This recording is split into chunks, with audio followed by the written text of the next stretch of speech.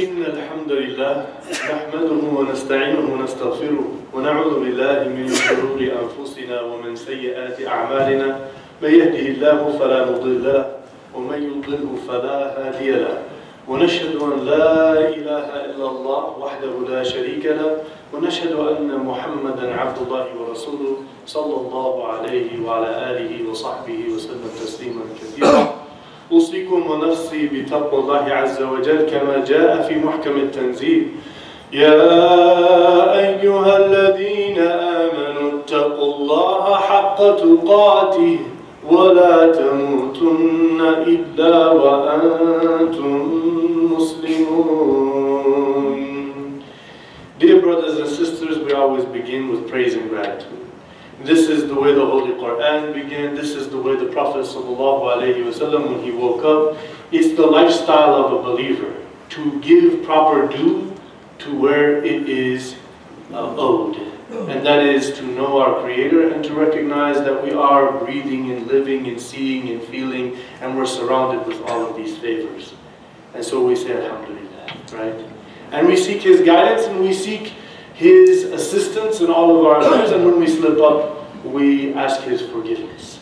And we know guidance is a very special thing between the heart and its Creator, and anyone whom He guides, no one can misguide that person, and anyone who has gone the path of misguidance, you will find no guidance until that person's heart goes back to its Creator. So I bear witness that there is no deity and nothing worthy of worship except for God alone, and Muhammad was His final messenger He sent to mankind ﷺ, so that we can all realize the ultimate mercy and grace of eternal bliss in the presence of divine perfection. That's what we're here for. So right now it seems like we're already struggling with our lives, with our responsibilities, our work, our children. We have school, we have many things that we're all dealing with every day. We have difficulties that we're facing. And then on top of that, it seems like everybody's trying to make Muslims as the bad guy. And they're making policies, and there was a woman who was taken off of a plane yesterday, and she was reading a book about Syria, and they said she's a threat. And so it seems like, things are just really bad for us. But we should not allow that to govern our thought process. Because at the same time, there is so much hope.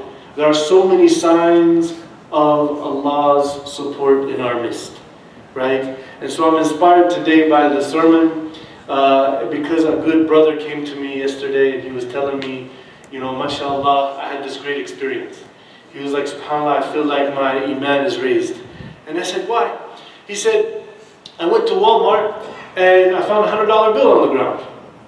And, now we have to all put ourselves in that situation. We see a $100 bill on the floor in the parking lot of Walmart. What would we do? So this brother, he decided to follow the Holy Quran and the example of the Prophet ﷺ. He picked it up and he took it inside and he said to the people at the customer service, I found this $100 bill in the parking lot. Now these people are looking at him like he's an alien. What? You found $100? This is a come up, as they say in modern terms. No. The believer says, it's not my money, and if I had lost my $100, I would be amazed if I could go to a lost and found and they'll say, yeah, we have your $100 bill right here. So he told them, I need a record of this $100 bill being taken in and registered as part of the lost and found, just to keep safe that we know what happened. And so they asked him, why? And they said, and then the brother says, because as a Muslim, this is what I have to do, right? So he just owned that moment. And he just started a rumor. We hear about rumors, right? This is the Islamic rumor. It's the good one, where you make people see good and they see Allah's blessings, right? This is how we should start rumors. And so then now this person's going to go tell her, this Muslim person came and did this. They're going to tell their family. They're going to tell their friends for sure, because that is just not normal. But that is normal for a true Muslim behavior, right? So that's what we're going to talk about today. I've said before, and I feel very strongly, that one of the best, if not the best means of supporting the worldwide Muslim situation is for specifically American Muslims to thrive and succeed with strong faith, with good deeds and good contributions, and become a respected, integrated, contributing entity in this country. If we achieve that on a large scale, we will be able to influence, not even with really asking much, the unfortunate situations our brothers and sisters are facing all over the world. Because they will say, those people, we are proud to have them in our society, right? And so the only way that's going to happen is things like this, where Muslims are adamant about trying to do the right thing as we know the Quran and the Prophet ﷺ has taught us. And we are proud to say that we're Muslim while doing it. That we don't slide by for many years knowing somebody and they don't even know we're Muslim. This cannot happen. People need to know, قَالَ إِنَّنِي مِنَ الْمُسْلِمِينَ. We see in California that this has happened. Allahu Akbar. In California, one of the members of CARE had a meeting with one of the state legislators in the California Assembly and presented evidence and talked about all of what the Muslims do and their place in society. And this legislator went back and convinced with bipartisan support, Republican and Democrat, to pass a bill that has now designated August as the Muslim Appreciation and Awareness Month. Allahu Akbar. Do you have anything else to say? Allahu Akbar. This happened. It's real. And so this is the type of goals that we need to reach for. So Bill Quirk, who's the one that got it passed, and it was overwhelming support that passed it, he said, it is appropriate to acknowledge and promote awareness of the myriad, the many ways, of invaluable contributions of Muslim Americans in California and across the country, and to extend them the respect and camaraderie every American deserves. Muslim Americans have made contributions to education, to science, to entertainment and medicine, nationally and globally. This is the way we need to be working towards. And so this mosque right here where we're at, it's meant to be a gravitational center, a place, a platform where we all come together and build bonds and grow, and then we do these things that have been done in California and elsewhere, to where this phenomenon of anti-Islamism will be drowned out by what? By the mainstream public, simply because they know who we are, what we represent, and what we do. That's our goal. That should be our #1 mission of what we are doing, why we come here. And so Allah subhanahu wa ta'ala tells us that first we do have to come together as a jama'ah. If we don't come together as believers and see the good in each other and love each other and have good suspicions of each other and expect to learn things from each other and to make any differences something that we can respect and put to the side and not allow to confuse us or to cause problem or hinder our growth and progress as we go towards these goals. If we can do that, then the only thing that we need now is the Holy Quran to be the guiding force for us. Right? If we have that, we're good. That's why the Prophet ﷺ said, إِنَّ اللَّهَ لَيَرْفَعُ بِهَذَا الْكِتَابِ أَقْوَامًا وَيَضَعُ بِهِ آخَرِينَ. Allah will raise a nation of people with this book, and other people He will put them down. If we look at our worldwide phenomena, okay, what's the state of the Muslims? What is the solution for our problem according to this hadith? It's very simple. We have to turn to the Quran. Now everybody's saying, come on, Shaykh, we've heard this 1,000,000,000,000 times. I promise you by Allah in this khutbah and after, we will give you a practical way to actually follow up and do this, so it's not just something we say. It can't just be something we say because we've heard it 1,000,000 times. It has to be something that we dedicate ourselves to do with a structured plan to implement that strategy, right? We're an organization that represents Islam. We have to have structure and strategy, and we're all working towards this, and inshallah by the end of the sermon we will explain how we're going to do this. In the Quran we're told about how is the Quran, and there's a difference of opinion on this ayah.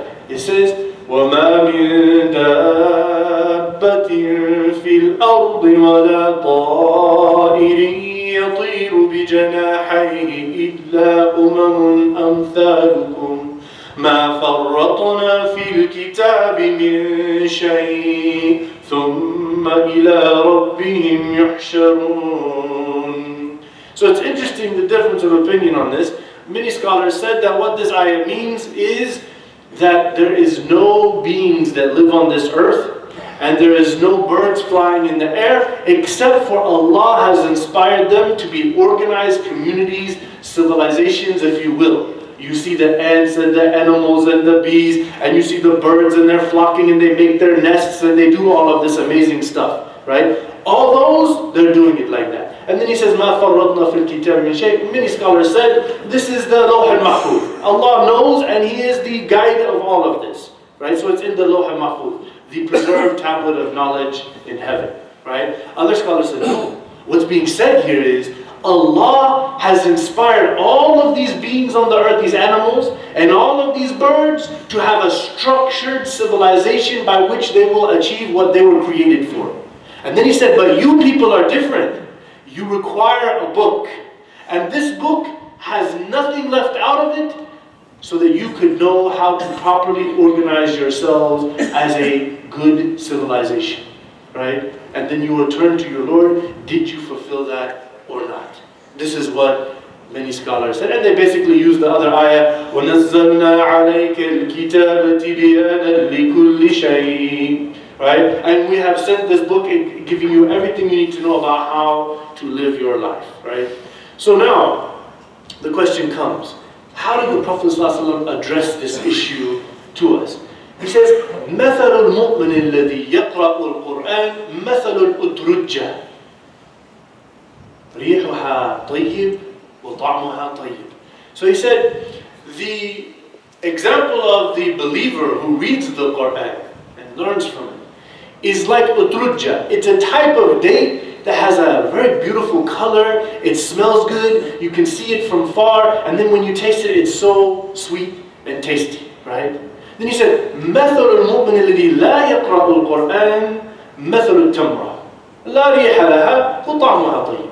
Right? He said the example of the believer who doesn't really read the Qur'an is like a general date, your average date. If you look at it, it's just a basic date, yellow or whatever, and you can't smell anything. But once you taste it, it does have something good inside of there, right? So what are we learning from the Prophet ﷺ? The Prophet ﷺ is telling us that the one who reads Qur'an is not just going to be good on the inside, like any believer, right? Their very existence, people who don't even taste what's inside, people don't get to know them well, just from them existing, people around will smell the goodness and see the goodness from them. Meaning their goodness is going to flow and it's going to go around and affect people whether they really got to know that person or not. Meaning what? Without people knowing me and you, if we're truly reading the Quran as a community, they will respect us simply from the fruits of what we give out. You see what I'm saying? People will really appreciate us simply because how the Quran has made us contribute and affect the world around us. Whereas if we just stay just believers, we don't read the Quran, then we're not being guided to structure and strategize ourselves as the Prophet ﷺ and his companions have done. So let's sum up the Quran. The Holy Quran has three themes. There are 3/3 of the Quran. The first one is defining who is God. Right? Many people are confused. If you go to many different Christians, they're confused. What is this? Jews now are debating what's the nature of God and all of this. The Quran gives full detail to defining who is the creator of the universe. Who is the absolute truth, al-haqqul mubin, right? And so the Quran gives 1/3 to help you to know, to very clearly give you pure understanding of your creator. And the second one is knowing his message, the people who carry it, and pass it on to others. Right? What is the definition of what is his law? People are like, what is Sharia law? Well, we need to have answers for that. Guess where we'll find all of the foundational, clear-cut, philosophical responses in the Holy Quran. It's all going to be there. That's the whole thing.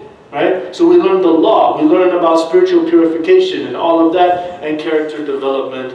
And then the last subject of the Quran is preparing us for our ultimate accountability after death. where we will face it hereafter. That's the whole Quran. There is no other subject matter in the Quran besides these three. Then the Quran teaches 4 aspects of religious application. 4 aspects of being religious. Number 1 is the previous 3. The knowledge of the purpose of life. Those first 3, what we talked about. All the knowledge you gain from the Quran, that's the first thing, is knowledge. Surah Al-Asr. And the second one is, how do you live that knowledge? How do you properly apply that knowledge? How do you live your life around? And the third one is, how do you call people and how do you present the truth of this message? And the fourth one is, as you're trying to do these first 3, how you keep peace in yourself. How do you be steadfast and patient and help others to achieve this in this tough journey? This life is difficult. There's going to be conflict, there's going to be turmoil, there's going to be differences, there's going to be problems. The Quran is going to give us peace in dealing with all of that and guide us through it. So how do we learn the Quran? How do we learn the Quran? It's a question, right? Somebody said, I'm not supposed to talk in the khutbah. Good, alhamdulillah, we learned that one. Prophet ﷺ said if anyone talked in the khutbah, then they lose all the reward for sitting in the khutbah, right? Whenever the Quran tells us how we're supposed to learn, and the Prophet lived it, we should all be willing to readily adjust ourselves accordingly. And I'm suggesting to you that the Quran is going to encourage us to take a new attitude towards learning the Quran, and we'll do it as a community, inshallah. والسابقون الأولون من المهاجرين والأنصار والذين اتبعوهم بإحسان رضي الله عنهم ورضوا عنه. So the Quran said, those early believers who sacrificed so much and were willing to change their whole life system, their culture, their beliefs and everything to follow this message and to go through so many difficulties to establish this message, you should follow them. And if you follow them to the best of your ability, Allah is pleased with you as you are clearly pleased with Allah, because that's what that means, right? So what we learn is, we should learn the Quran the way the Prophet ﷺ taught those companions the Quran. And I'm going to suggest if we pay close attention, we will notice a difference between the most popular way of learning the Quran and what we learn from the authentic tradition that goes back to these companions of the Prophet ﷺ.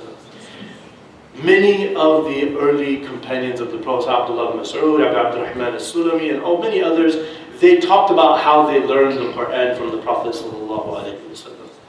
They said, كان الرجل منا إذا تعلم 10 آيات لم نجاوزهن حتى نعلم معانيهن والعمل بهن فتعلمنا العلم والعمل جميعا.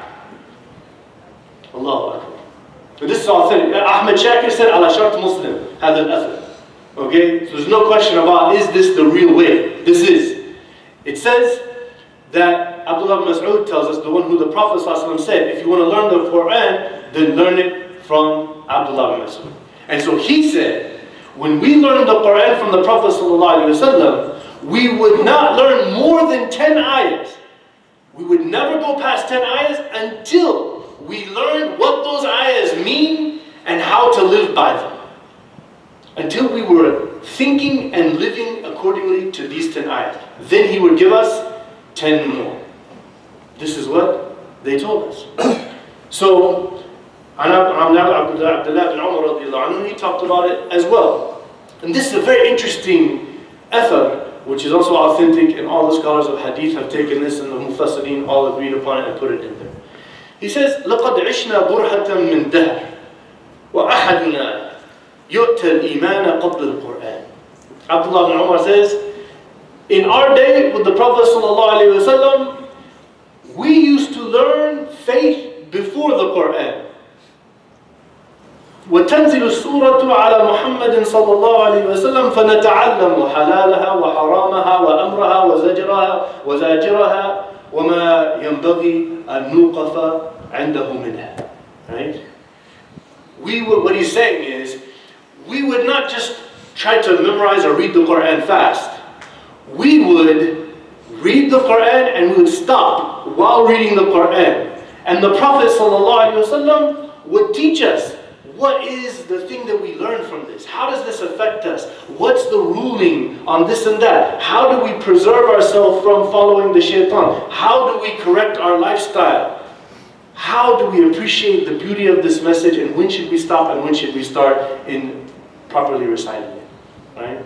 So this is what Abdullah bin Umar said. Then he said, and this is where it's interesting, he said, وَلَقَدْ رَأَيْتُ الْيَوْمَ رِجَالًا يُؤْتَى الْقُرْآنَ قَبْلَ الْإِيمَانِ فَيَقْرَأُ مَا بَيْنَ فَاتِحَتِهِ وَخَاتِمَتِهِ وَلَا يَدْرِ مَا أَمْرُهُ وَلَا زَاجِرُهُ وَلَا حَلَالُهُ وَلَا حَرَامُهُ وَلَا مَا يَنبَغِي أَنْ يَقِفَ عِنْدَهُ مِنْهُ. Right? وَيَنْثُرُهُ نَثْرَ الدَّقْرِ. Right? So Abdullah ibn Umar says that now, and he's talking in his life, meaning in the tabi'een. He's saying, and now we see people who are just learning the Quran for sake of learning the Quran, and they're not gaining faith and meaning and life purpose in it. So they read the Quran fast, and they are not learning what its teachings are and being affected by it, and they're reading it so fast it's like the dates falling from a date tree all at once without taking appreciation one at a time. Right? That's the yanthuru nathar. Right? That's Abdullah ibn Umar saying this in his life about the generation after him, saying how this all of a sudden has changed already. Right? So what we learn from this is nothing new. This is a change happened a long time ago. But what we're learning is, how do we reform ourselves and our way of connection to the Holy Quran to be in line with those great people who Allah told us to follow their example. Right? This is what we learn from this. Let me ask you a question. In this last day, how many times were you faced with a circumstance or situation, and then you decided, oh, this ayah popped in your head. Some ayah came in there. And now you say, oh, this is how I'm going to deal with it. Right? Or you were planning something this last week and you said, well, according to the Quran, this is how we should do it. Or in the last month, you were thinking, so now we need to think, like, how close really are we with the Quran? How can we become closer? How can we be more in line with the secret of success? Let me ask you a question. The companions of the Prophet ﷺ, their daily interactions, how many times a day do you think an ayah popped in their head? Periodically. It happened. It was a regular thing. And that was the secret of their success. Those people were not trained in economics or government or politics or war. None of them were trained in that, or the vast majority of them were not. And Allah, through this book, made them excel in all of those things in such an amazing way. The secret of their success was they had a practical connection with the meanings of the holy book, and it was something fresh in their mind, and it affected how they lived their lives on a daily basis. That's what happened. So I ask Allah subhanahu wa ta'ala to make us of those who become the people of the Quran.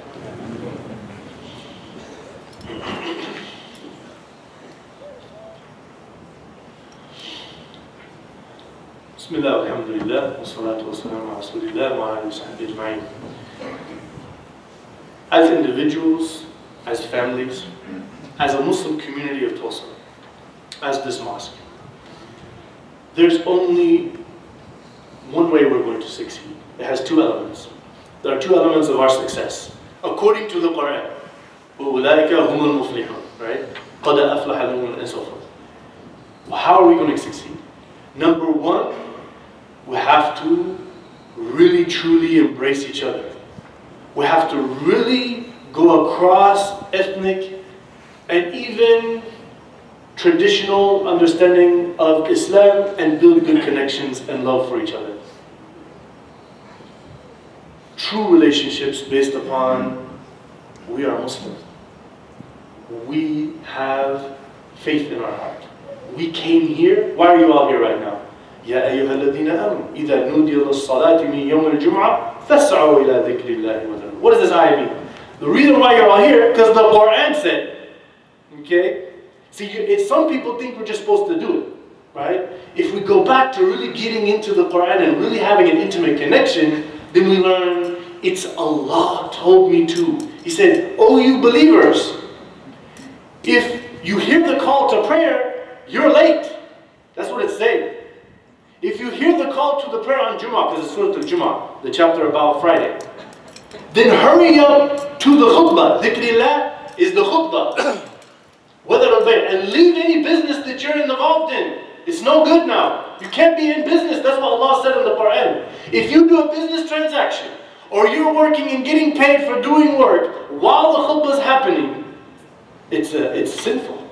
It's not acceptable.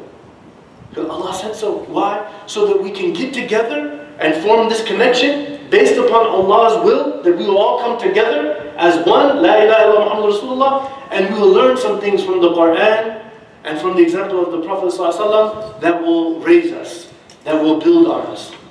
That's why we're here. We should add to that. Here's the solution I told you about before. It's easy to say, we all need to return to the Quran. We're the nation of the Quran. We believe in the Quran. Those are words. Those are statements. They're all beautiful statements, and we should all be saying that. But we must follow through with the real application of that claim. Otherwise, it will not have any weight on the Day of Judgment. Right? So as a community, I am planning, we'll be sending out emails and texts to get your feedback about the best time to get everybody here, in which we'll have a large Quranic study program. When I say Quranic study, well, the one language all of you are knowing is English. So we're going to make that specific class in English, so everybody can appreciate it and everybody can be involved. How do we do this? Is it a lecture and then we sit there bored because he's going on and on, so and so, Qatada and Masruq and Ibn Abbas? No, we're not going to do it in that way. We're going to do it the way the Prophet ﷺ did it, which was to teach meaning and value. How does this verse help me deal with my problems at work or at school? How does this work? How does this verse give me peace and comfort in my life? How do I come to a state of peace and tranquility with my surroundings? How do I build my family? How do I raise my children? These are the questions you all want the answers to. مَا فَرَّطْنَا فِي الْكِتَابِ مِنْ شَيْءٍ. There is nothing left out of this Quran. So we're going to bring the linguistics and the classic scholars simply in this way, straightforward, so that the people can get together. Is it a doable thing? Yes. But what will it require? It will require every one of us to get out of a certain comfort zone that we put ourselves in. You see, I'm talking about for the hamster wheel. Society and the pressures of work and things, you've got in a certain program, you know. But we need to always be looking to add something to our life because of our connection to the Creator who gave us our life and everything in it. That should be our goal. That should be our motivating factor. Right now, many people are saying, yeah, but during the week, you know, my kids and their education. Which part of the education is most important for our children? What about us? If we don't know, and then we're trying to teach our kids, how is that going to happen? We must have a program that brings everybody here. Everybody will learn the Holy Quran, and it will make sense, and it will give them meaning and purpose and teach them. That's what we were called to do by the Holy Quran and by the Prophet ﷺ. So inshallah, that's what we can do. We ask Allah, Ya Allah, please make us in the Tulsa community people who are motivated by the Holy Quran. Ya Allah, please guide our thoughts and our words and our deeds by the Holy Quran. Ya Allah, please give us a practical understanding of Islam that realistically deals with the things we face every day. Ya Allah, please forgive us for our sins, our weaknesses, our shortcomings, and make us a people who turn to you. Ya Allah, please join our hearts. Please remove from us any divisions or hatred or enmity. Make us be people who love you and love each other for your sake. Ya Allah, please give us the example of the Prophet ﷺ, who by your holy book joined people who were very divided. Ya Allah, please make us a people of sincerity, of wisdom, of mercy, of compassion, of knowledge, of integrity, of moral uprightness, and please help the world around us to see us for this. Ya Allah, please stop the enemies against us. Remove them from their efforts. Cause their efforts to work against them. Ya Allah, please make us a people who are dignified, who are proud of our faith, who stand up for our morals and our values, and who are empowered by the holy book that you revealed to us. Ya Allah, we ask you to send your peace and blessings and mercy on the Prophet Muhammad sallallahu alaihi wasallam and all of those who follow him till the day of judgment.